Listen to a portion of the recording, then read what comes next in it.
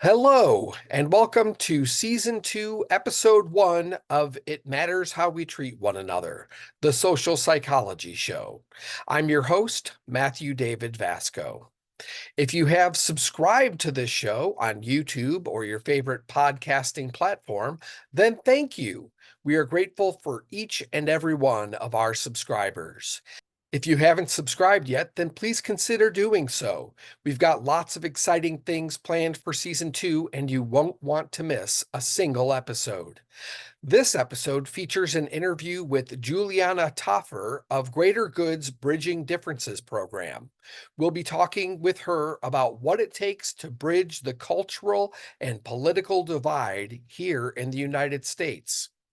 And in this episode, we will feature a new segment called the Feel Good Five.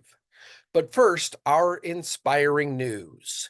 If inspiring things are happening in your neck of the woods, then please email me at mdvasco@gmail.com and let me know. This week's inspiring news comes from the74million.org, which describes itself as America's education news source. The headline reads, 10 charts that explain how schools have grown less violent since COVID. Interestingly, what the charts actually show is that violence at schools in the United States has continued a downward trend that is about a decade long. For example, students now report being victims of campus violence at a rate that is approximately half of what it was a decade ago. Experts speculate that the reason for this change can be attributed to two factors.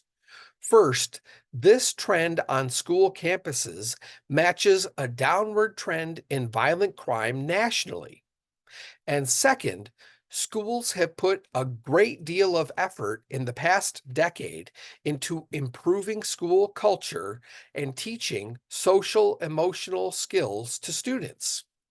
So, this would seem to be evidence that SEL is working and is good for students, and maybe even good for society as a whole.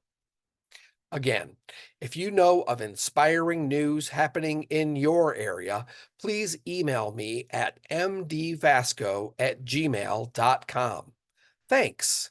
And now, on to our feature segment.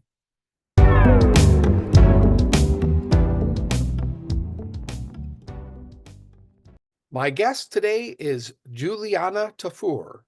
Juliana serves as the program director for Greater Good Science Center's Bridging Differences program, applying her experience as social entrepreneur and founder of Listen Courageously, and as a journalist, Emmy-nominated senior television producer, and award-winning documentary filmmaker.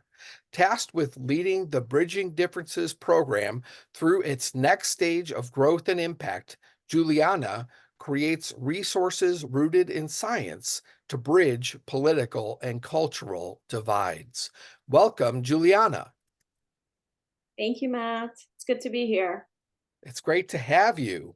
I'm so excited to have this conversation with you. I just feel like um, there is maybe the largest cultural and political divide of my lifetime in the United States right now.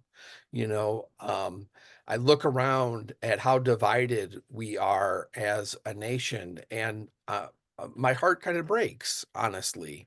I would love to see us bridge these differences, and I love that your program is helping to make that happen.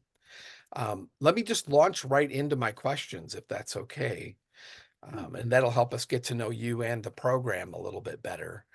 Please summarize for our listeners, what is the goal of bridging differences at the Greater Good Science Center? Yeah, thank you, Matt. So at the Greater Good Science Center at UC Berkeley, we primarily translate science and provide also a bridge between research and practice. The Greater Good Science Center has been studying the psychology, sociology, and neuroscience of well-being for more than 20 years, or the science of a meaningful life. And our Bridging Differences program is one of the programs within the center. And we are both taking the science and disseminating through workshops, through speaking engagements, through communities of practice or learning fellowships, through multimedia resources, the research-based strategies for dialogue, relationships, and understanding, also across group lines. And that can be all lines of difference, including religion, politics, race, culture, socioeconomic status, etc.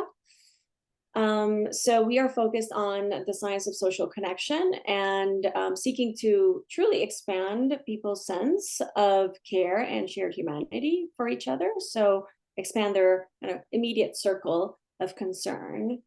Mm. That's what we do at the Bridging program at the Greater Good Science Center. And then before we started recording, you were telling me you just recently relocated to Colorado for a program that you're starting there. What is that you're doing in Colorado? That's right. We are running as implementation partners a program, statewide initiative called Belonging Colorado. And it's a program that will promote, help make Colorado a state where everyone feels like they can truly belong across precisely all of these lines of difference.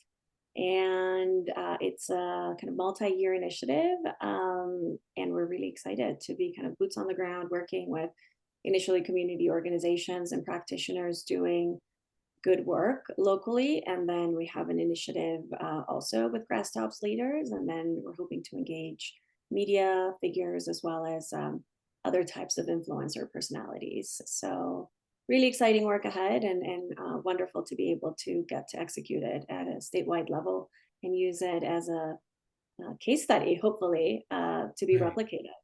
Yeah, I mean, that's immediately what came to mind for me is that this could serve as a case study for other states then to duplicate what you're doing there. That's fantastic.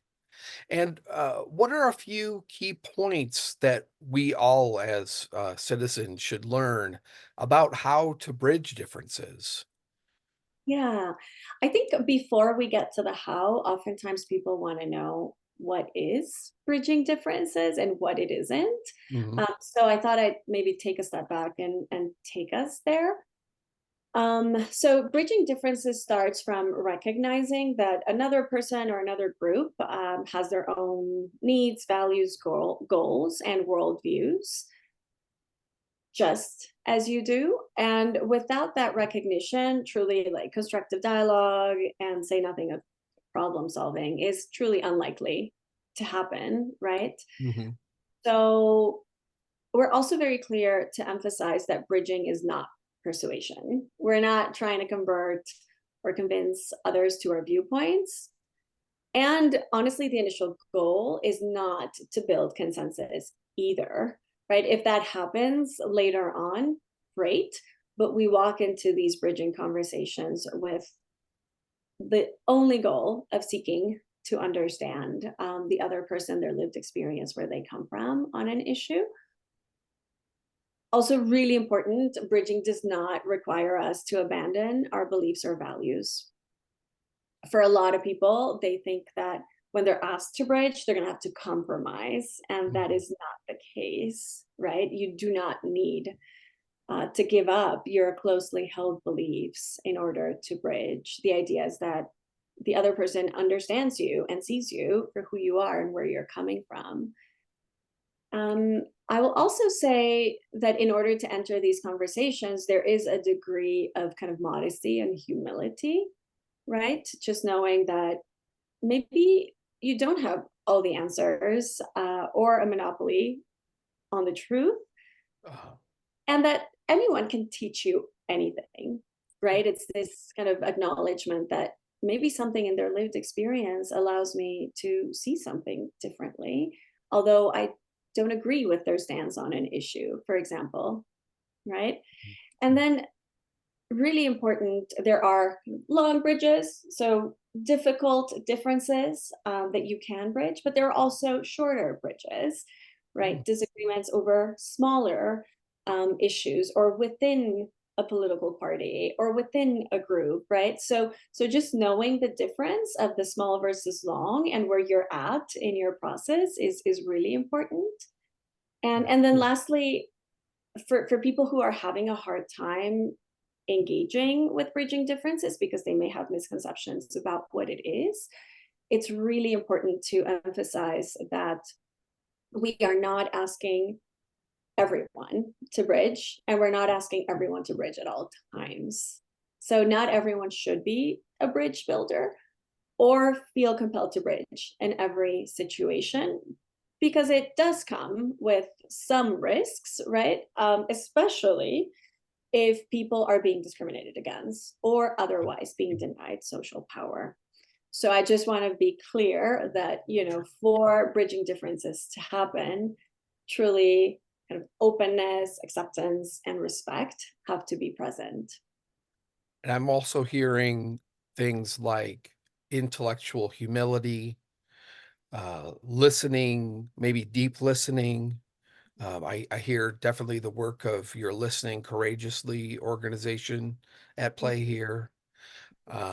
So those are some definite, some powerful things that we can put to use then to help us bridge those differences with others. Mhm. Especially as we come up on, this sort of contentious presidential election in November, which leads me to my next question. So we are heading into the final months of a presidential election here in the United States. What might help our listeners keep the peace with family members who don't share their political views? Yeah, thank you for asking that. And that ties back to the how that you were asking earlier, which is really what we're all about, right? Like disseminating science-based skills for bridging differences. And we know that the benefits of bridging differences, and we also know that, for families especially, right, as you mentioned, post 2016, just across the board, places with different political views, like Thanksgiving dinners, are have been 1 hour shorter. Not to say and mention, people who are not talking anymore and friendships that have ended. So we're all about giving science-based tools, and we have this campaign for connection leading up to the election that I also want to invite the audience to check out. Every month leading up to the election, we're disseminating a science-based skill for bridging differences. And 21 days before the election, we're engaging our audience and the general public on a 21-day challenge to get us to move us in the right direction, either of bridging or of kind of mentally grounding and calming our emotions and being present and exhibiting empathy and compassion towards others, despite everything that's going to be going on around us. So I can talk a little bit about our science-based skills, which is how we bridge differences. Our science-based skills start at the intrapersonal. So what we can do ourselves to basically calm ourselves and come back to center before, during, and after we bridge. And that starts with practicing mindfulness. It also starts with activities that you can do yourself on your own, even before you attempt to engage, such as, for example, there's a cool science-based exercise which allows us to kind of hack our brains when we see difference and we feel threatened by it, to think about the other person's tastes and preferences with something as simple as, do they like broccoli or carrots? Do they Mm. like dogs or cats? And this is something that you do yourself mentally to humanize the person again, to see them as a person with their own preferences and tastes, right? Just like you do. And science has shown us that it does help to kind of take us in the right direction of feeling less threatened, as hopefully we seek to engage eventually, right? Mhm. Um, there's moving into the interpersonal. We have some of the skills that I already mentioned, like listening with compassion. And there's one I really like that's about finding shared identities. So, how can we stay true to our own identity? It doesn't mean we're flattening who we are, what we believe, right? Like staying true to that, but also finding something that we can share as a group. Mm. So, for example, there's a really great study that we like to cite that involved Manchester United fans, and I really love this study because they took Manchester fans and they were encouraged to think about their allegiance to Manchester United, the team itself, and kind of rallied them around that.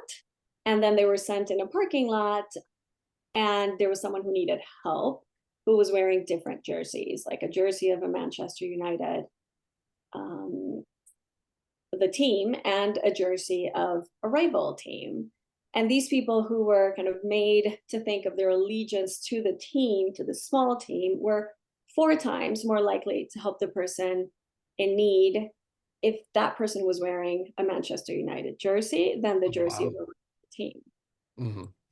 But then they took another set of also Manchester United fans, and instead of encouraging them to think about their identity as only Manchester United fans, they were encouraged to think about their identity as soccer fans in general.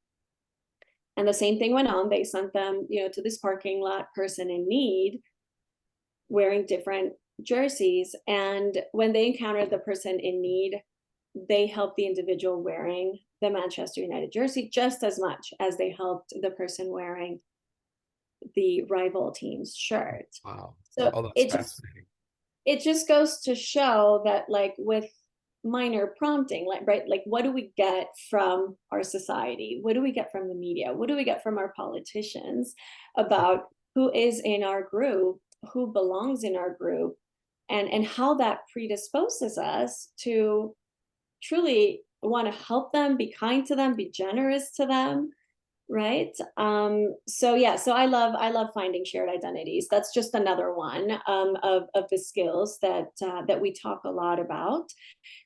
And then to wrap it up, then we have the intergroup. So how do we actually, what are strategies to bring groups together for those of us doing that work?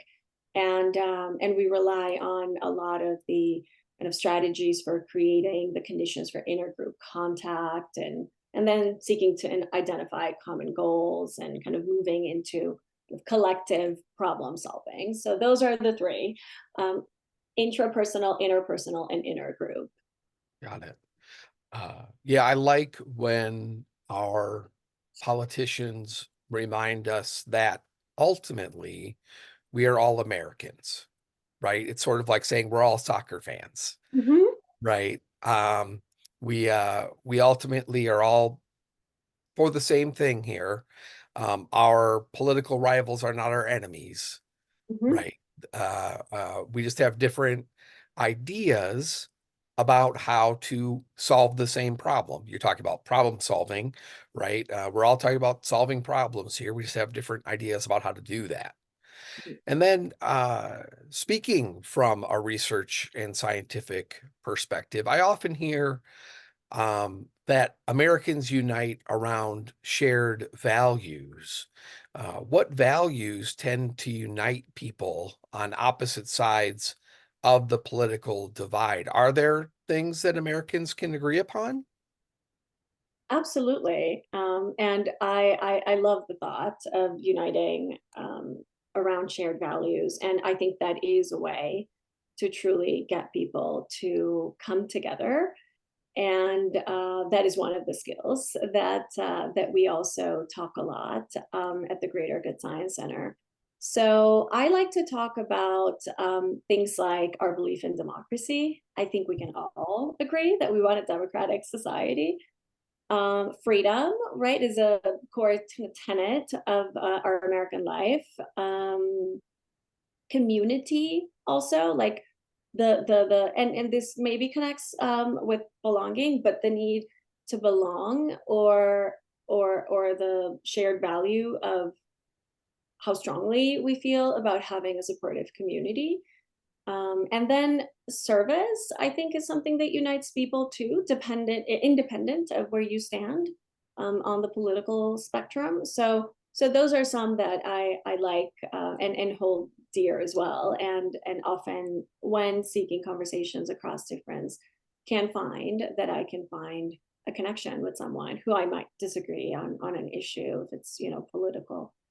Um, and oftentimes the conversation goes a very different place when you acknowledge that, hey, this is something we share. It Yeah. just kind of sets you off for a much better interaction. That is something, I mean, I suppose we all have family members who have different political views than we do. And one thing I find when having conversations with family members with different views is if we happen to, to bump up against a place where we share a perspective on something, I like to identify it. I Mm, find that helpful because then it seems to like sort of remind us that we're maybe not so different after all. that's I great. love, I love You're one thing you said earlier. It was just so beautiful to me. You were actually using bridges as symbols um, to help in the dialogue with bridging differences. You were saying, one item might be a short bridge, and another item might be a longer bridge. I just love that visualization, just to have that in your mind of actual building bridges, building these symbolic bridges. I Mhm, find that sort of beautiful in a way because there is something to that. We are really trying to bridge the divide, right? mhm. And Yeah, then, from point A to point B, and it can be yeah, long or it can be shorter. That's I right. love it. That's awesome. That's a beautiful perspective.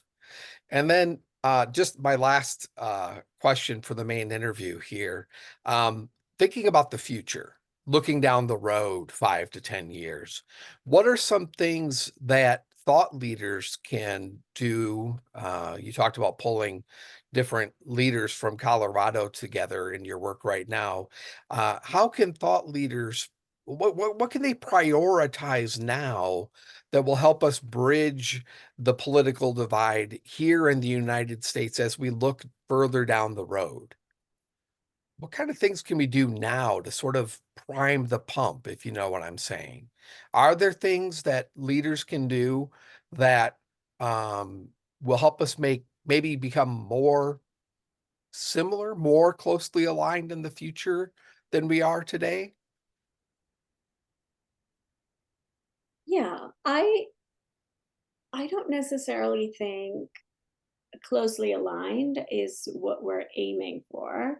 Obviously, Interesting. we don't want to have extreme and unfruitful and violent polarization and disagreement, right? Like that is an extreme that we need to avoid for sure. That is like the negative end of the spectrum. But I think differences have always existed, will always exist, and should be, to a certain degree celebrated. When we try to bridge to understand. We don't try to bridge to change. And I think what thought leaders should do is modeling listening. I don't think there is, and incentivizing listening. I don't think there's anything as powerful as displaying listening with compassion and what that does to people when they are being listened to. Yeah. Truly, it's transformative. And if you've experienced it, you know what it means. But science also shows that truly it's like one of the most powerful ways to bridge differences, and that it opens the door to connection and to mutual growth. And I'll cite a few things that have to do with science, and then I'll kind of end on a more kind of spiritual note as well, because I think this is also spiritual work. But so science shows us that on us when we listen to others. We increase, which is not new, the chance of people connecting with us. We are also perceived as more trustworthy.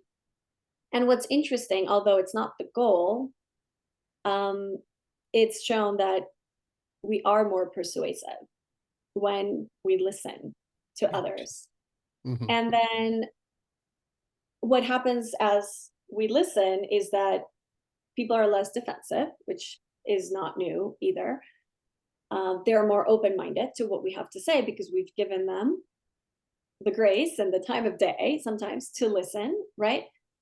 What I find the most interesting about the science behind the positive impact of listening is that as we listen to others, people begin to get less focused on their self-interests and want to understand where you're coming from as well.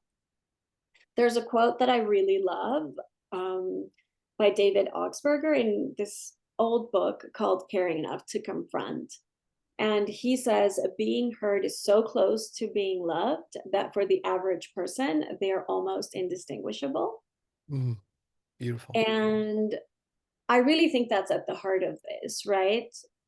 It is not often in our day-to-day life, in our current society, that we are listened to. Mm. So when you stop and think, when was the last time you were truly listened to with compassion? Like where the person was like fully present with you, not judging you, just listening for the sake of being curious, of wanting to be there for you, and almost listening to the point of like seeking to co-create, right? Mm. It's hard. It's hard for us to think of the times when someone gave us that kind of listening gift. Mhm. And it feels really close to being loved. So when you do it to someone, it throws them off. It's truly a superpower. It's yeah. So there's another quote that I'll leave you with by uh, the Buddhist teacher Thich Nhat Hanh, and he says that when you listen with compassion, you are helping the other person empty their heart. And I love that because I mentioned co-creation, right? Like you are serving, right? You're sitting with someone to serve them, to co-create, to allow them to come to terms with a story. And that's very healing as well. You know, So yeah. Sorry, I would have to, you made yeah, me think about something that I've admired in leaders that I've seen over my lifetime. And that is, I feel like those leaders who are really good at resolving conflict make people feel heard. You know, even if people don't get their way ultimately, if they felt like they were heard and that maybe their ideas would play a factor in the resolution, even if they didn't get all their way, it seems to help ease the transition to change. Because I mean, ultimately, leaders have to make decisions, right? When we're talking about a president, they're going to need to lead in a certain way and accomplish certain goals. But if they can help make everyone feel heard, it seems to go a long way toward maybe building those bridges yeah, that we were talking about. yeah, yeah. At the end of the day, I don't think there's a bigger human need than feeling seen and acknowledged. And you are seen and acknowledged when people listen to you. So I think you mentioned, politicians trying to bring us together as Americans, politicians, um, talking about what we share, kind of bringing us into the narrative of who belongs. It ultimately boils down to belonging, right? We truly all want to belong. So playing what unites us as opposed to what divides us, I think, is a powerful strategy that should be used to counteract division and fear and hatred. Well said.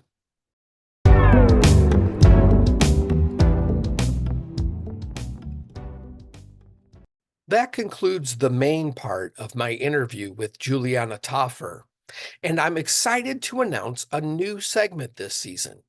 I will be ending each interview, if the interviewee is willing, with a series of 5 quick questions meant to leave you with some uplifting ideas.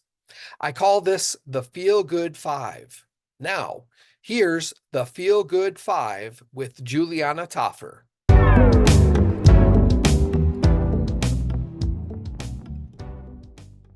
I'm going to ask you 5 questions, and they're meant to be sort of rapid fire, and meant to be sort of feel good. So maybe we can add a little more light to people's day here. Let's give this a try, and we'll see how it goes. Are you ready? I'm ready. Okay. So, what is your favorite feel good song? I'm gonna go with Wildflowers by Tom Petty. What is your favorite feel good movie or TV show? I'm gonna go with the Little Prince movie. Oh, very good. Mhm. What helps lift you up when you're feeling down? Connecting with nature. Oh, beautiful. What gives your life meaning? The work that I do in bridging differences. And what inspires you? My children. Oh, beautiful. Wonderful. Well, thank you so much, Juliana. It has been a pleasure. Thank you for all of this helpful advice and wisdom on bridging differences. And it's been a real pleasure having you on. I wish you the very best of luck with your new program there in Colorado. And take care. Thank you, Matt. All I right. appreciate Thanks so your time. much. Thanks for having me.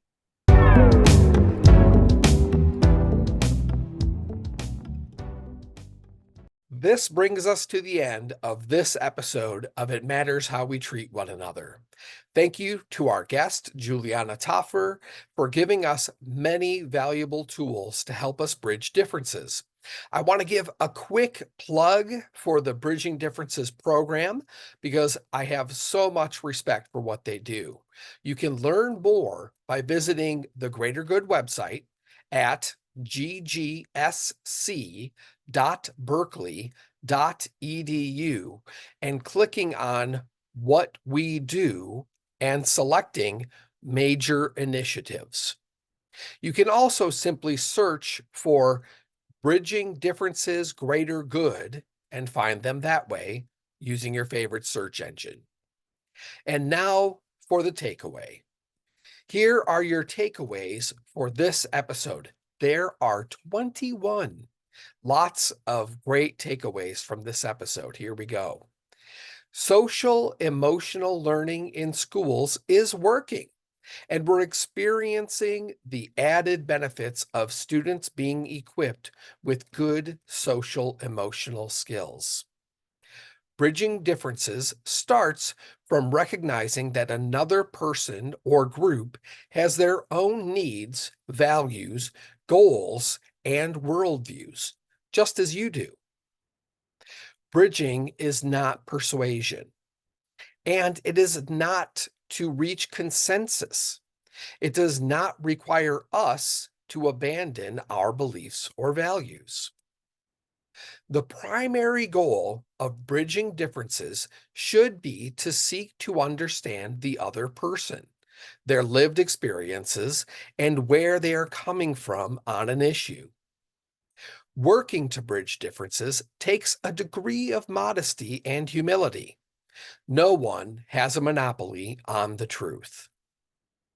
Even if you disagree with someone's stance on an issue, there are things you can learn from them if we keep an open mind and have a willingness to listen and learn from their lived experience. There might be long bridges between differences, and there might be shorter bridges if we visualize the bridge as a symbol of bridging differences. Not everyone should be a bridge builder, especially if they are being discriminated against or otherwise denied social power. For bridging to happen, openness acceptance, and respect have to be present. You might want to check out Season 1, Episode 8 of this show for perks of accepting others as they are. Learn more about the Campaign for Connection that Juliana mentioned at ggSC.berkeley.edu/election/2024. Calming ourselves when we're making an effort to bridge differences starts with mindfulness. You can help yourself be more caring and empathetic towards another person by getting curious about them. You might ask yourself, do they like celery or carrots? Or do they like dogs or cats?